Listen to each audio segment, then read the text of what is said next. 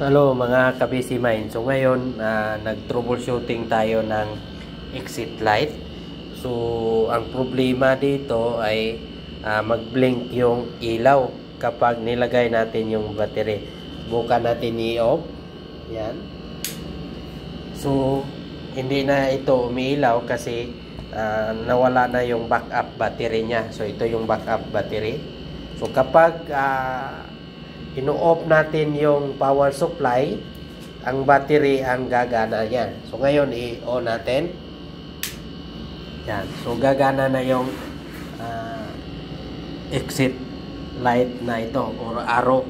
So kapag inilagay natin yung battery, yan, ito yung wire ng battery. Lagay natin yan. Mag-blink. Tingnan natin. Yan. So, ibig sabihin, itong electronic board na yan ay mayroong nasira na electronics yan. Dahilan ng ayaw na nag-charge yung ating battery. So, ang electronics na board na ito, kapag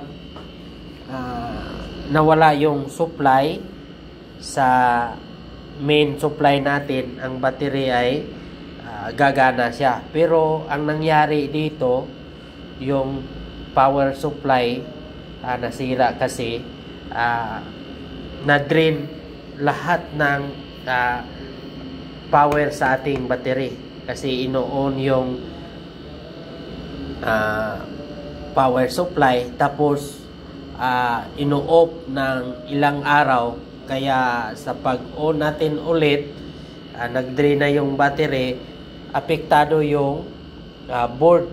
Kung sobrang drain ang battery, so may electronics na dito sa loob na hindi na gumagana, hindi na maka-recover itong battery sa pag-charge. Yun ang dahilan kasi may relay dyan na maliit sa loob. Kapag nawala yung main power supply, ang gagana ay yung battery. So, nalaman natin yan dahil tinanggal natin yung cable ng battery. Yung isa dito ay supply, yung isa naman ay para sa control. So, pag ino-on natin itong battery, iilaw sana yan. Kaso, yung battery natin ay nag-drain na talaga, so hindi na maka-recover sa pag-charge. Yung makikita natin yung LED niyan, so charging yan. So kapag hindi na nag-charge, so hindi din gagana ang ating exit light or arrow. So kaya gagawin natin, i-bypass na natin, hindi na lagyan ng battery para gagana yung exit arrow natin para magamit naman ito. Yun lang ang palaging issue diyan.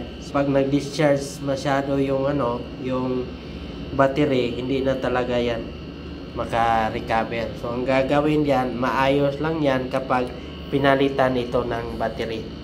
Okay? Kung may idea din kayo sa mga electrical or electronics, paki-share naman sa comment section. Okay? Bye-bye mga ka-busy mind.